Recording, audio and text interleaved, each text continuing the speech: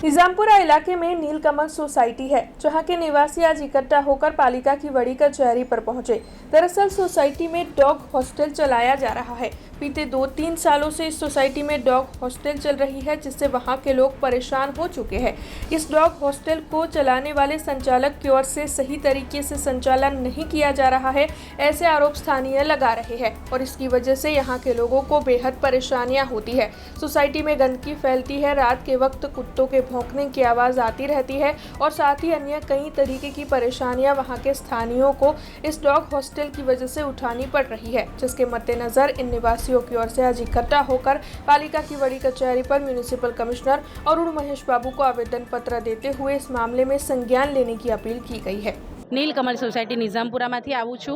અમારી સોસાયટીની એક ગંભીર રજૂઆત છે એ કરવા માટે અમે અહીંયા કમિશનરની ઓફિસમાં આવ્યા છીએ। અમારી સોસાયટીમાં અમન દેસાઈ નામનો એક વ્યક્તિ ડોગ હોસ્ટેલ ચલાવે છે, પણ એ સરખી રીતે ચલાવતા નથી, એટલે એના લીધે અમને બહુ જ સોસાયટીમાં બધાને બહુ જ ખરાબ ઇફેક્ટ પડે છે।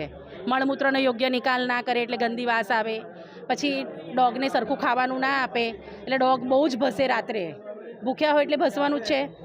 તો નાના બાળકો અને બધા વડીલ હોય ને એ ખૂબ જ હેરાન થાય છે અને રહેણાંક વિસ્તારમાં આ કોમર્શિયલ એક્ટિવિટી ના કરાય ને એના લીધે બધા બહુ જ હેરાન થાય છે।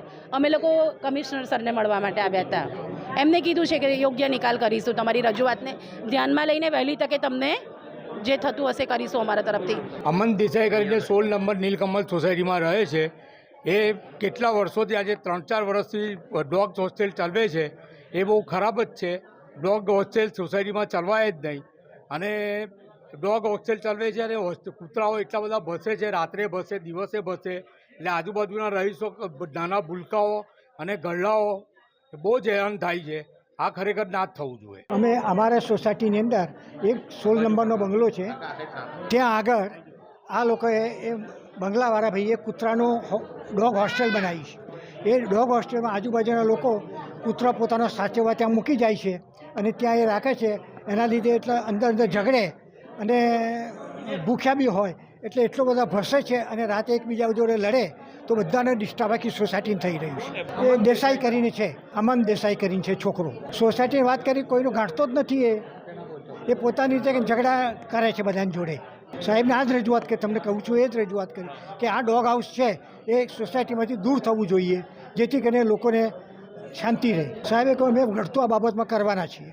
हमसे जुड़े रहने के लिए हमारे YouTube चैनल को सब्सक्राइब करें और नई वीडियो की नोटिफिकेशन के लिए बेल आइकॉन को दबाएं।